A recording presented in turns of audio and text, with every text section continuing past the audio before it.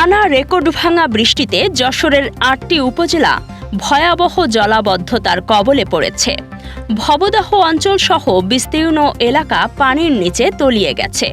ক্ষতিগ্রস্ত হয়েছে ধানের বীজতলা, সবজি ক্ষেত ও মাছের ঘের।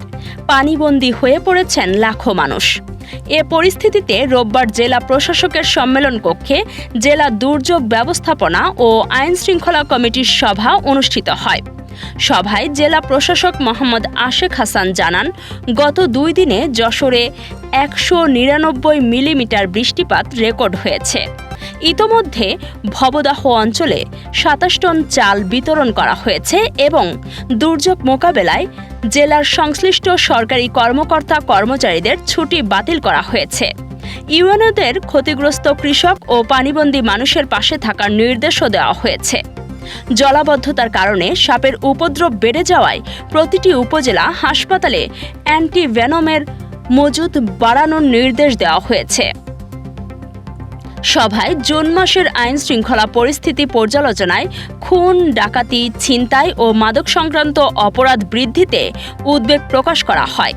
কিশোর গ্যাং, মাদক ও চোরাচালান দমনে বিশেষ হটলাইন চালু, সীমান্তে যৌথ অভিযান এবং শহরে যানজট ও অবৈধ দখল উচ্ছেদে নিয়মিত অভিযান চালানোর সিদ্ধান্ত নেওয়া হয়।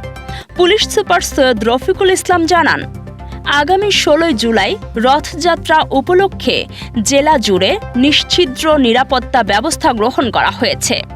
দুর্যোগ, জলাবদ্ধতা আর আইন শৃঙ্খলার এই চ্যালেঞ্জ মোকাবেলায় প্রশাসনের উদ্যোগ কতটা কার্যকর হয় এখন সেদিকেই তাকিয়ে যশোরবাসী।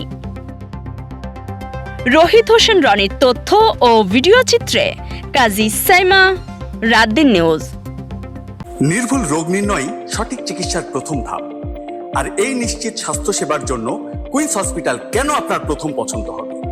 যশোরে আমরাই দিচ্ছি সর্বাধুনিক ও সর্বোচ্চ কোয়ালিটির মেশিনারিজের নিশ্চয়তা, যেখানে এক ছাদের নিচে সুবিশাল ও মনোরম পরিবেশে সব ধরনের পরীক্ষা নিরীক্ষা করা হয়। আপনার ও আপনার পরিবারের সুস্বাস্থ্য নিশ্চিতে কুইন্স হসপিটাল আছে সবসময় আপনারই পাশে।